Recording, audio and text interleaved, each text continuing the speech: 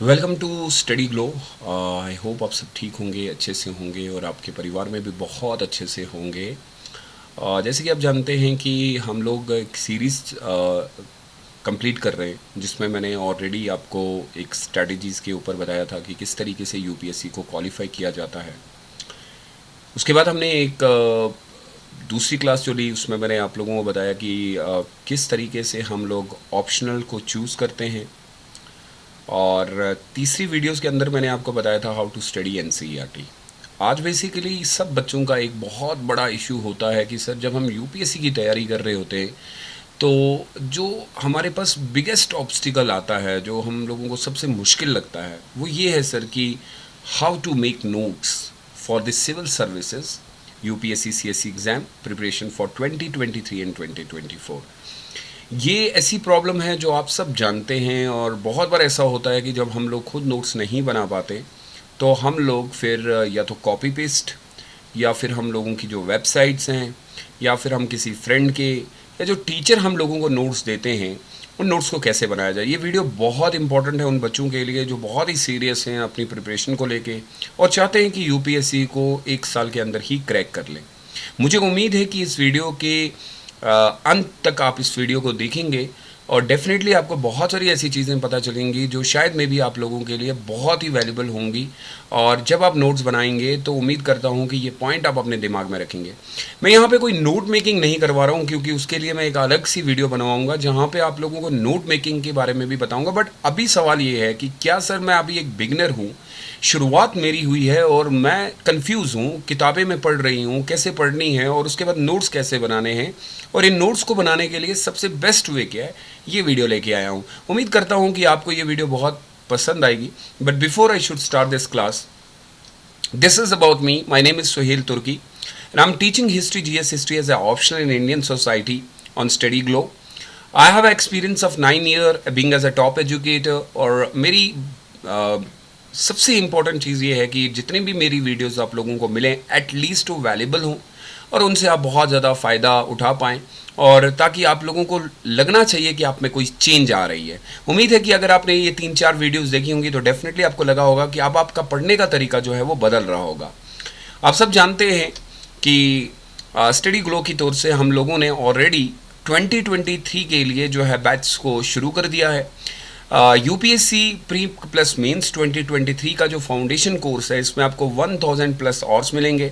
इसमें एनसीईआरटी की live classes रहेंगी, जीएस पेपर 1 to 4, फिर ऐसे राइटिंग, फिर डाउट सेशन रहेंगे और बहुत ही अच्छा एक टॉप एजुकेटर फैकल्टीज़ जो हैं वो उनके साथ आपको इंटरेक्ट करने का मौका मिलेगा। सो आप इस नंबर पे आज ही ज्वाइन कर सकते हैं, कॉल करके आप इंक्वायरी कर सकते हैं और उम्मीद मानिए कि मैं इन ऐसी फैकल्टीज़ को जब देखता हूँ बहुत वेल एक्सपीरियंस है, ऑलरेडी सबने यूपीएससी में मेंस लिखा हुआ है, इंटरव्यू दिया हुआ है। सो आप लोगों के एक बहुत अच्छे गाइड और सबसे बड़ी बात है कि आपके साथ खुद इंटरेक्ट होंगे, ये सबसे अच्छी चीज़ है। हिस्ट्री ऑप्शनल हिस्ट्री के लिए आप यूपीएससी में आप सब जानते हैं, मैं ऑलरेडी एक लेक्चर दे चुका हूँ कि यूपीएससी ऑप्शनल हिस्ट्री क्यों इंपॉर्टेंट है। इस बार भी आप सब जानते हैं कि ट्रेंड सेट हुआ और काफ़ी बहुत अच्छा देखने को मिला और इसमें फ्लैट 70% आपको ऑफ है प्लस एक्स्ट्रा 20% ऑफ मिलेगा। आप यूज़ करेंगे code UPSC 2023 for any information you can call on 7007544717। सो यहाँ पे आप इन दोनों कोर्स में, और याद रखिएगा कि अगर आप मेरे साथ हिस्ट्री ऑप्शनल के लिए जुड़ते हैं विद इन 4 to 5 मंथ आपको ये कंप्लीट करवाया जाएगा, जिसके ऊपर मैं इन डिटेल आपको, अगर आप में से कोई बच्चा डिटेल चाहता है इस कोर्स में क्या क्या होगा तो आप हमें व्हाट्सएप पे मैसेज कर सकते हैं, वहाँ पे आपको मेरे कोर्स के बारे में कंप्लीट डिटेल भी मिलेगी। आइए ज़रा बात करते हैं कि सर नोट्स का क्या है। बेसिकली जो मैं एक पिक्चर आपको दिखाने की कोशिश कर रहा हूँ, इस पिक्चर के अंदर दो चीज़ें बड़ी इंपॉर्टेंट है। आप देखिएगा कि इंटरेक्शन का जो तरीका होता है, आप जब हम ह्यूमंस की बात करते हैं, हम इंसान हैं, हम कंप्यूटर नहीं है, हमारे अंदर इस तरह का कोई नहीं है कि हमने चार्ज कर लिया अपने आप को और सारी चीज़ें आपकी वापस रिपीट हो गई। हम एक इंसान हैं। पहली बात तो आप बड़ी सिंपल सी है, जो यूपीएससी की तैयारी कर रहे हैं, हम लोगों के अंदर एक चीज़ बड़ी कॉमन है कि हम लोग बहुत जल्दी चीज़ों को भूलना स्टार्ट हो जाते हैं। अगर जो चीज़ आप पढ़ रहे हैं, जैसे ये वीडियो आप अगर देख रहे हैं तो एटलीस्ट इस वीडियो को देखने के बाद 40% इंफॉर्मेशन जो है within the first 24 hour और फर्स्ट रीडिंग और हियरिंग, यानी कि आप 40% पूरी इंफॉर्मेशन को लूज कर देंगे, यानी आपके दिमाग से खत्म हो जाएगी। तो सोचिए वो 40% जो इंफॉर्मेशन मैं आपको दे रहा हूं अभी, वो सारी की सारी वैनिश हो जाएगी, खत्म हो जाएगी जैसे ही ये वीडियो फिनिश होती है। इस बात से ये बात क्लियर हो गई कि अगर हम लोग एक टीचर का लेक्चर लेते हैं और वो टीचर हमें 100% देता है, लेकिन हमने उसको सिर्फ सुना, उसके नोट्स नहीं बनाए, उसको प्रॉपर रिवीजन नहीं किया, तो 40% आप लोग जो इंफॉर्मेशन है वो लूज कर जाएंगे। तो इसका मतलब है कि अगर आपको सच में यूपीएससी क्वालिफाई करना है, तो भाई अगर आप नहीं चाहते हैं कि आपको चीजें भूलें, तो आपको नोट की ओर जाना पड़ेगा। If we take a notes, अगर हम नोट्स बनाते हैं, ये बुक्स जो आपको इतनी बड़ी बंडल्स ऑफ बुक्स देखने को मिलती हैं, अब आप इलेक्ट्रॉनिक्स यूज कर रहे हैं, आप हर तरीके से डिस्कशन कर रहे हैं, बहुत अच्छी बात है। बट एक चीज और भी साथ में याद रखिएगा, मैं अपने बच्चों को हमेशा यही कहता हूं कि कोशिश कीजिए कि आप कॉपी के ऊपर नोट बनाएं तो जरा ज्यादा बेटर है, उससे आपकी आंसर राइटिंग जरा बेटर होती है। If we take note effectively, अगर आप नोट्स को बहुत अच्छे से ले रहे हैं, हाउएवर वी कैन रिटेन, अगर आप देखेंगे ये साइकोलॉजिकली अगर आप चेक भी करेंगे, जिसको हम आईक्यू कहते हैं, आप अपनी इंफॉर्मेशन को almost 100% of the information we receive, उसको आप स्टोर कर सकते हैं, बिकॉज वहां पे जो चीजें लिखी हैं वो कभी भी रिवीजन हो सकती हैं। सो आज आपको डिसाइड करना पड़ेगा कि क्या आप 100% जो चीजें टीचर बोल रहा है उसको आप कलेक्ट करना चाहते हैं या 40% उसमें से छोड़ देना चाहते हैं।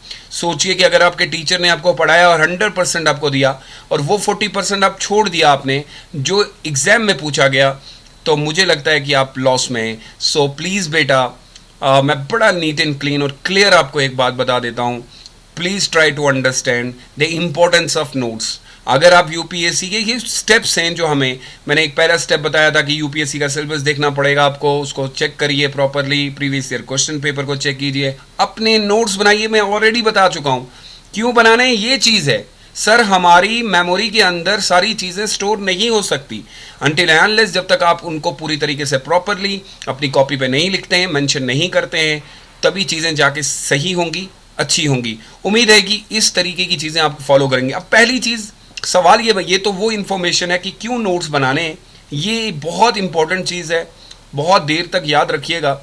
और बड़ा नीट एंड क्लीन और साफ सुथरी बात कर देता हूँ, किसी और की कॉपी और पेस्ट नहीं करिएगा। अब आप बोलेंगे ऐसा ठीक है, हम तो ह्यूमन हैं, कोई भी बुक उठा के लिखेंगे।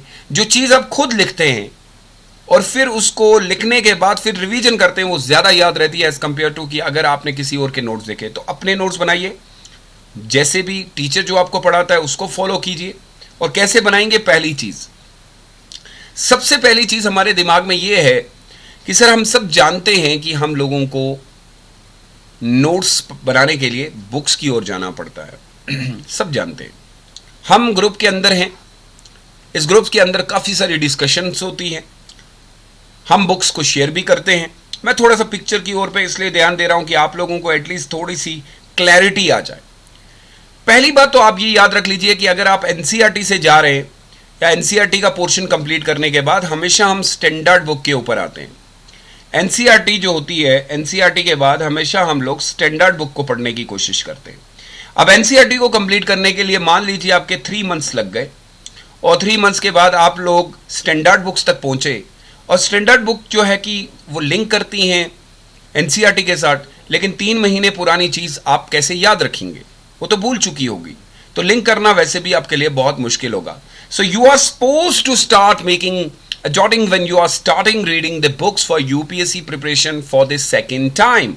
अब इसमें वो कहता है कि दूसरे टाइम यानी कि सेकंड टाइम में, फर्स्ट रीडिंग में तो वैसे भी नोट नहीं बनते।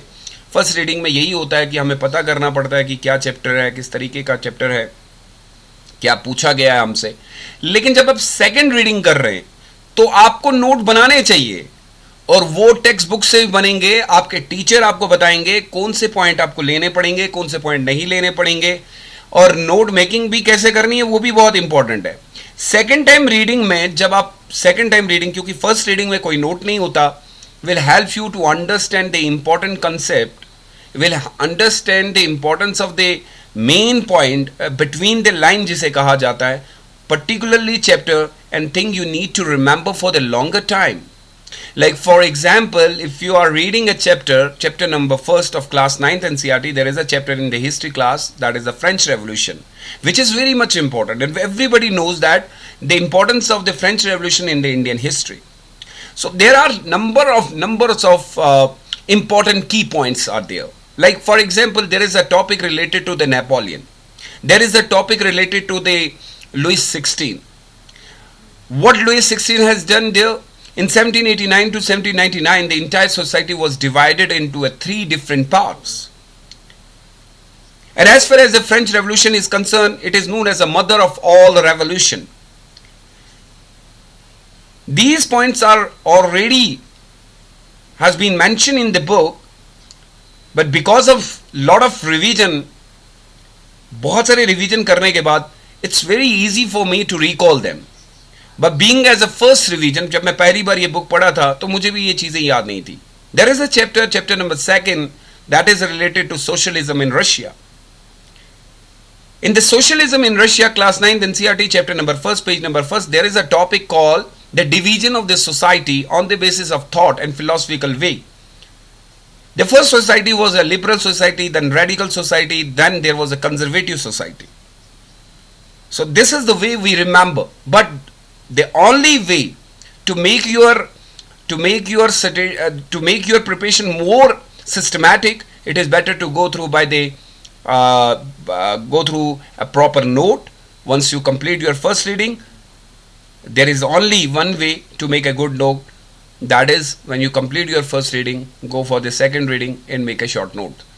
And it will help you to understand the important point. It will help you to understand and need to remember it for the longer time. Now come to the third point. Sir, what is the best way to make notes? This is the just an image. I hope आप सब इस तरीके के notes बनाते होंगे और आप लोगों ने इससे पहले भी नोट्स बनाए. ये जो होते हैं ना बेटा, इनको हम बुलेट पॉइंट्स कहते हैं. कुछ बच्चे इस तरीके से पॉइंट बनाते रहते हैं, कुछ ऐसे स्टार बना के. ऑल आर गुड, सब सही है, perfect. The only thing what I want to say here that try to make a bullet points. This should be a short point which are crisp and easy to understand. No need to क्या आप कहते हैं कि book को सामने रखा और वही कॉपी कर दिया जो बुक के अंदर है. भाई उसका कोई फायदा नहीं है. Find out the key point there and write down a bullet point and then define, because these points will remain in your mind for a longer time, for a period of 1 year or 2 years. अब theoretical part में जैसे वो बचपन में हम note लिखा करते थे वैसे नहीं. लॉन्ग पैराग्राफ और a wastage of time and it adds no extra value to the, there will be no extra value at all.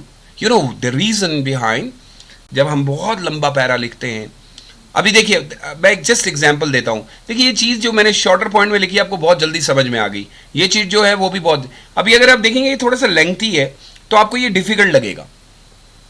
ये ह्यूमन की एक नेचर है. ये हम वो चीज़ें बहुत जल्दी याद रखते हैं जो छोटे छोटे पॉइंट्स हमारे होते हैं, और उम्मीद करता हूं कि आप भी छोटे पॉइंट्स हैं. The way we write our note is the way we also write in the exam. जैसे आपके नोट होंगे वैसा ही आप एग्जाम में लिखेंगे. ये बात बड़ी क्लियर है, बहुत अच्छे इंसान ने कहा है. हम प्रैक्टिस भी वही करते हैं जैसे हम होते हैं, हम ड्राइंग भी वही करते हैं जैसी हमारी सोच होती है. सो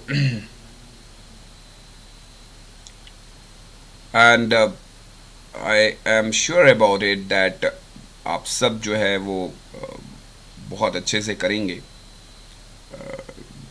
उम्मीद तो मुझे यही है. और राइटिंग के ऊपर ध्यान देना है. जैसे नोट वैसी राइटिंग होगी. So make sure that you are writing a good note in a bullet point. And the best way of writing answer in the examination hall is कि आप अपने नोट अच्छे करें, आपकी एग्जामिनेशन हॉल में writing भी अच्छी होगी. ये उन बच्चों के लिए जो कॉपी कैट बने बैठे हुए हैं, जो ये कहते हैं कि सर हम तो किसी के नोट ले लेंगे. बाई जैसे नोट वैसी आंसर राइटिंग, बार बार कह रहा हूँ. सो ट्राई कि आप एक अच्छे नोट्स बनाएं, खुद बनाइए, डिपेंडेंट मत रहिए, अच्छे बनिए, सिंसियर बनिए, सीरियस कैंडिडेट बनिए. और एक लॉन्ग मैराथन के ऊपर चल रहे हैं आप लोग. बहुत लंबा सफ़र है. टूटेंगे, गिरेंगे आप, फिर उठना पड़ेगा, फिर गिरना पड़ेगा, फिर उठना पड़ेगा. याद रखिए कि आप अपना इतिहास अब खुद लिखेंगे. दूसरों के नक्शे कदम पे चल के आप कोई हिस्ट्री तो क्रिएट कर नहीं सकते। आपको खुद खुद कुछ ऐसा करना पड़ेगा कि दुनिया आपको याद करे, और वो यही होगा कि जब आपकी क्रिएटिविटी बाहर आएगी। नोट से आती है क्रिएटिविटी, नोट से आपको पता चलता है कि आपकी हैंड राइटिंग कैसी है, नोट से आपको पता चलता है कि आपकी वोकैबुलरी कैसी है, नोट से ही आपका पता चलता है कि आप टाइम कितना लेते हैं, नोट से ही आपको पता चलता है कि आपके पास इंफॉर्मेशन कितनी है, नोट से ही पता चलता है कि आपके पास एथेंटिसिटी कितनी है। सो ये सारी चीज़ें जब नोट से ही पता चलती हैं तो आपको नोट्स बनाने पड़ेंगे। अगली चीज की अगर मैं बात करूं तो वो है make short note for UPSC preparation. एक मैंने थोड़ा सा एक बताया, देखिए ये नोट जो है क्लासिफिकेशन के तौर पे दिया हुआ है। देखिए इस बच्चे ने जो लिखा है बड़ा एक अच्छे पॉइंट, फिर यहाँ पे फिगर का इस्तेमाल, क्योंकि यूपीएससी में आप ये फिगर भी यूज़ कर सकते हैं। फिर इन्होंने ये दिखा है किस तरीके से थोड़ा, अब आपको कोई डिज़ाइन तो देना नहीं है, जस्ट मैं एग्जाम्पल के, ये नोट्स होते हैं। अच्छा, रिकॉर्ड मेकिंग बहुत इंपॉर्टेंट होती है कि कोई चीज़ मैंने पढ़ी, आज सर ने हमें बताया कि नोट्स कैसे बनाने हैं, तो आपने फटाफट क्या किया कि कॉपी पे लिख लिया। मैं अपने बच्चों को हमेशा कहता हूँ कि क्लास के अंदर आप जब भी आते हैं तो मेरी क्लास के अंदर एटलीस्ट कॉपी पेन साथ लाया करें। उससे ये होता है कि आप हर चीज़ को रिकॉर्ड करते हैं। अब जब record making is a very, अब कोई ऐसी चीज़ जो है, अब समझिए कि मैं आपको बता रहा हूँ, आप सारी चीज़ें रिकॉर्ड कर रहे हैं, दिमाग में डाल रहे हैं, क्या करेंगे उसका? Record making is very lengthy process, but it is one of the most beneficial part of study. अगर आप देखेंगे रिकॉर्ड करना पड़ेगा। बहुत सारे बच्चों को ये बहुत अजीब सा लगता है कि सर टीचर बोल रहा है मैं लिख रहा हूँ, यार ये करना है। Make sure that all point जब आप कर रहे हैं, रिकॉर्डिंग कर रहे हैं, या रिकॉर्ड का मतलब ये होता है कि जब आप लिख रहे हैं, should be cover and to the point so that you could study them just before the exam। अब यही आप ले लीजिए, फॉर एग्जाम्पल यही बच्चा इस नोट का इस्तेमाल 10 मिनट पहले करेगा तो भाई वो तो वैसे भी कामयाब है, क्योंकि उसने बहुत शॉर्टर फॉर्म में बनाया, खुद अपने हाथों से बनाया है। सो मैं यही कहूँगा कि अपने नोट्स बनाइए, बड़े अच्छे नोट्स बनाइए, शॉर्ट नोट रखिए, लेकिन रिकॉर्ड कंप्लीट करिए। शॉर्ट नोट का मतलब ये नहीं है कि आपने इंपॉर्टेंट इन्फॉर्मेशन को छोड़ दिया। शॉर्ट नोट का मतलब है कि आपने अननेसेसरी वर्ड्स को निकाल दिया और वो चीज़ों को रखा जो चीज़ें आपकी यूपीएससी आपसे डिमांड कर रही है। Let's talk about the current affair. बहुत सारे बच्चों का एक इतना बड़ा दिक्कत है।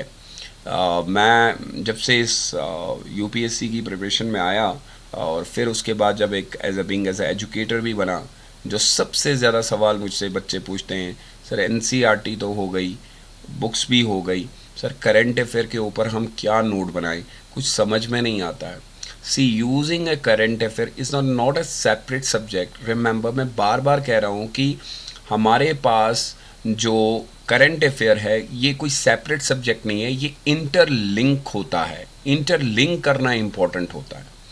GS1 भी करंट से, GS2 भी करंट से, GS3 भी करंट से, GS4 भी करंट से, ये सारी चीज़ें करंट से पढ़ी जा सकती हैं अगर आप करने की कोशिश करें। When you read a newspaper, there are a lot of articles, there are a lot of informations which are directly related to some of other subjects.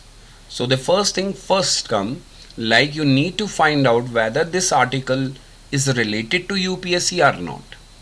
Sometime you will find there are a lot of articles which are not related to the UPSC. They are in politically, maybe politically I think अगर आप देखेंगे in Hindu, most of the time you will find some article which are directly or indirectly related to a politics, not political system. If it is a politic, अब इसमें भी है किसी particular इंसान ने किसी पर्टिकुलर पार्टी के बारे में बताया, हमें नहीं चाहिए। Find out whether this article is going to give something to you, is going to give a new knowledge to you related to your subject, history, polity, economy, geo, ethics, science and technology, disaster management, international relations। बहुत अच्छा होता है। Editorial page को पढ़ने का reason या article को पढ़ने का सबसे बेहतरीन तरीका ये होता है क्योंकि यहाँ पे बहुत बड़े बड़े स्कॉलर्स ने ये लिखा होता है और उनके पास बहुत अच्छी खासी नॉलेज होती है जो हम लोगों को ज़रूरी चाहिए।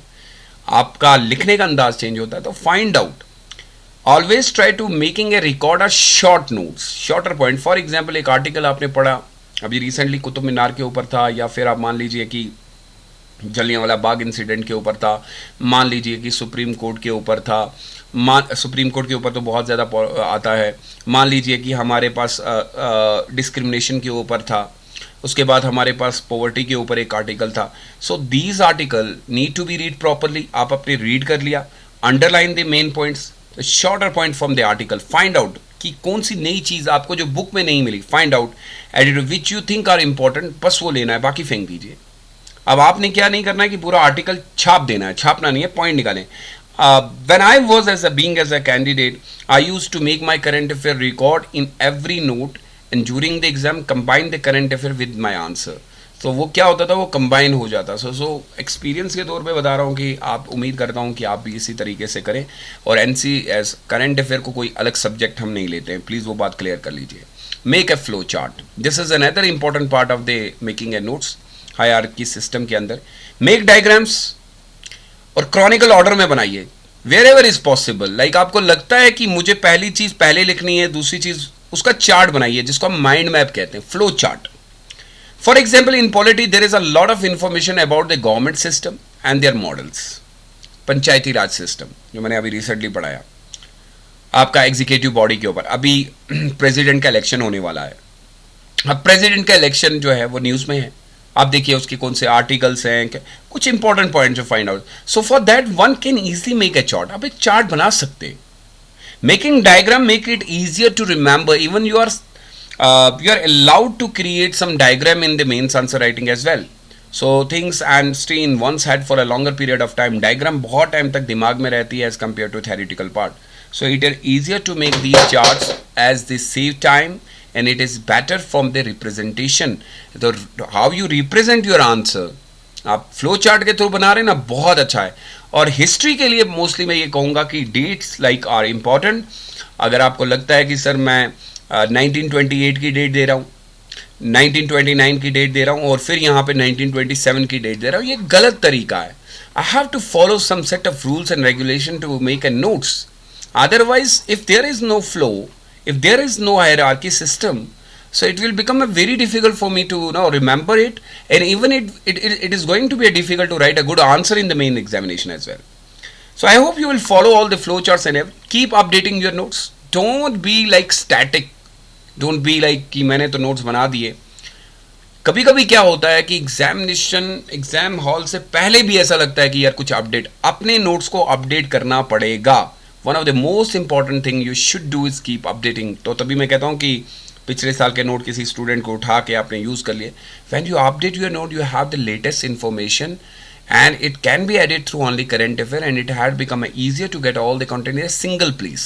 So you don't need to remember like आपने पॉलिटी का एक अलग से करंट अफेयर का नोट बनाया, पॉलिटी की बुक का अलग से। तो आप ये करिए ना, एक चैप्टर है, इस चैप्टर को आपने कंप्लीट नोट्स में बनाया, एक पेज छोड़ दीजिए। ये पेज छोड़ने का मतलब ये है कि कभी अगर कोई इसी टॉपिक से रिलेटेड कोई करंट अफेयर की न्यूज़ आई तो वहाँ पे आपने छाप दिया उसको, तो वो एक जगह रहेगा, तो all the content in a single place. तो जब आप रिवीजन करेंगे तो आपके लिए बड़ा इजी रहेगा। तो हमारे बच्चे क्या करते हैं, वो पेज बाय पेज ढूंढ रहे होते हैं और एग्जामिनेशन हॉल से पहले उनको ये ढूंढना पड़ता है कि हमने कहाँ पे कौन सी चीज़ फेंक दी है। So I will suggest to keep these things in your mind while making a notes, and I will try to come up with the किस तरीके से बनाए जाते हैं वो भी। Make a template answer after you are done reading, after you are done with your notes, after you are done with the flow chart, everything, a topic or one subject, एक अब आपको क्या करने की ज़रूरत है, अब एक पर्टिकुलर बुक उठाने की ज़रूरत है। Make a list of possible question which could come out of the topic. अब उस टॉपिक से जिसके नोट्स आपने बनाए उसके प्रीवियस ईयर क्वेश्चन पेपर देखिए। अब उसमें से देखिए कि जो प्रीवियस ईयर क्वेश्चन पेपर है, पूछा गया है, क्या आपने जो नोट बनाए उसमें से वो सवाल आ रहा है कि नहीं आ रहा है, and make a template answer for them. आप कोशिश कीजिए खुद से क्रिएट करने की क्वेश्चन। आपने कोई टॉपिक बनाया, आपने नोट कंप्लीट कर लिया। फॉर एग्जांपल आपके 3 चैप्टर कंप्लीट हुए, अब 3 चैप्टर्स के अंदर आप देखिए कि इन 30 चैप्टर से यूपीएससी ने कितने सवाल पूछे। ये हो गए नोट बनाने। ये थोड़ी ना है कि हम बैठे हैं नोट बन रहे हैं, कल देखेंगे रिवीजन होगा नहीं होगा, ऐसे नहीं होता है बेटा। मुझे उम्मीद है कि आप इन चीज़ों को फॉलो करेंगे और डेफिनेटली आपको बहुत फ़ायदा भी होने वाला है। So this was all about here, and I hope कि आज की क्लास से आपको बहुत कुछ फ़ायदा मिला होगा। मैं फिर से एक जल्दी आपको एक छोटे छोटे पॉइंट्स बता देता हूँ कि मैंने क्या बताया। सबसे पहले आपको टेक्स्ट बुक को रीड करना है, दूसरे टाइम पे नोट्स बनेंगे, बुलेट पॉइंट की कोशिश कीजिएगा, शॉर्ट नोट रखने की कोशिश कीजिएगा, करंट के साथ अपडेट करिए, फ्लो चार्ट बनाइएगा, अपडेट नोट करिएगा और टेम्पलेट आंसर। सो ये था यहाँ से, और उम्मीद करता हूँ कि आज की वीडियो भी आपको बहुत अच्छी लगी होगी। उम्मीद करता हूँ कि इसी तरीके की आपको वीडियोस बार बार मिलती रहें, और मेरी कोशिश भी यही है। और एंजॉय कीजिएगा। अगर आप कोई सजेशन देना चाहते हैं सो प्लीज़ आप कमेंट बॉक्स में ज़रूर लिखिएगा। और याद रखिएगा कि हमारे बैच स्टार्ट होने वाले हैं, और यूपीएससी ऑप्शनल हिस्ट्री और यूपीएससी प्री मेंस के दोनों बैच, अगर आप मेरे किसी भी कोर्स को एक्सेस करना चाहते हैं, आप इस नंबर पे कॉल करेंगे, आप सुहेल तुर्की के कोई भी कोर्सेज़ को एक्सेस कर सकते हैं। हमने बहुत ही अफोर्डेबल प्राइस में, बहुत कम प्राइस में रखा हुआ है ताकि हर एक बच्चा पढ़ पाए। और अब याद रखिएगा कि जो भी कोर्स आप मेरा ले रहे हैं, या बाकी टीचर्स का भी जो भी है, क्योंकि यूपीएससी प्री मेंस कोर्स तो हम इकट्ठे ही पढ़ा रहे हैं। आप ऑप्शनल की बात करेंगे या फिर हिस्ट्री की अगर आप बात करते हैं, तो मैं प्रॉपरली आपको गाइड करूंगा और कोशिश करूंगा कि ऑन टाइम आपका यह कंप्लीट किया जाए। सो मुझे दीजिए इजाज़त। अगली वीडियो में फिर से आपको एक बहुत अच्छी इन्फॉर्मेशन दूंगा। तब तक के लिए stay safe and stay blessed. Bye bye.